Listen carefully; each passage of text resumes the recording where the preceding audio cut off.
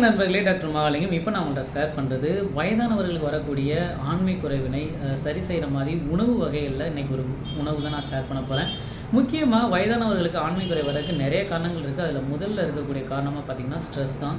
அது physical and mental stress, தன்னோட குடும்ப சூழ்நிலை, பொருளாதார நிலை, தன்னோட வாழ்வியல், தென் வேலை, இது சார்ந்து வரக்கூடிய ஸ்ட்ரெஸ். அதற்கடுத்து நாள்பட்ட நோய்களாக இருக்கக்கூடிய வாழ்வியல் நோய்கள்னால கூட இந்த விரைப்புத்தன்மை குறைபாடு ஏற்படலாம். உதாரணத்துக்கு chronic kidney disease, liver disease, lung and heart டிசீஸ்னால் வர வாய்ப்பு இருக்குது. அதுக்கடுத்து இரத்த நாளங்களை பாதிக்கக்கூடிய சர்க்கரை நோய்கள், இரத்த கொதிப்பு, தென் அதீத கொலஸ்ட்ரால் அதிகரித்த நிலையில் கூட இந்த விரைப்புத்தன்மை குறைபாடு ஏற்படலாம்.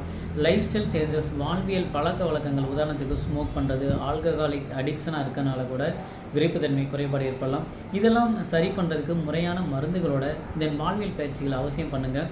தினமும் நடைப்பயிற்சி, மூச்சு பயிற்சி, தென் சர்வீகித உணவு, இது எடுத்துக்கிட்டாலே சரியாக வாய்ப்பு இருக்குது.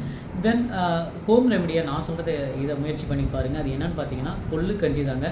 நார்மலாக மதிய உணவு இல்லை மாலை உணவுகளில் அரிசியோட குறிப்பிட்ட அளவு கொள்ளு சேர்த்துக்கோங்க. உதாரணத்துக்கு ஒரு 100 கிராம் அளவு கொள்ளு சேர்த்துக்கிறீங்கன்னா அதுக்கு ஏற்ற அளவு அரிசி நீங்கள் உங்களுக்கு கஞ்சி அளவு எவ்வளோ எடுக்கிறீங்களோ அந்தளவு எடுத்துக்கலாம். கொள்ளு கஞ்சியை நீங்கள் கொள்ளை இளமறுப்பாக வறுத்து, அரிசியும் இளவறுப்பாக வறுத்து பொடி பண்ணி அதை கஞ்சியாக்கி மதிய வேலை அல்லது இரவு வேலையில் ஒரு வேளை எடுத்துக்கோங்க. இதை ஒரு 48 நாள் ஃபாலோ பண்ணி பாருங்கள். நிச்சயம் நல்ல ஒரு மாற்றம் ஏற்படும். ஏன்னா கொள்ளில் இயல்பாகவே நிறைய ஃபைபர் இருக்குது, விட்டமின் அண்ட் மினரல்ஸ் நிறைய இருக்குது. முக்கியமாக கொலஸ்ட்ராலை குறைக்கிறது, தென் சுகர் வேல்யூவை குறைக்கிறது, தென் உடலை டீடாக்ஸிஃபை பண்ணுறனால வாழ்வியல் நோய்கள் வராமல் தடுக்க முடியும்.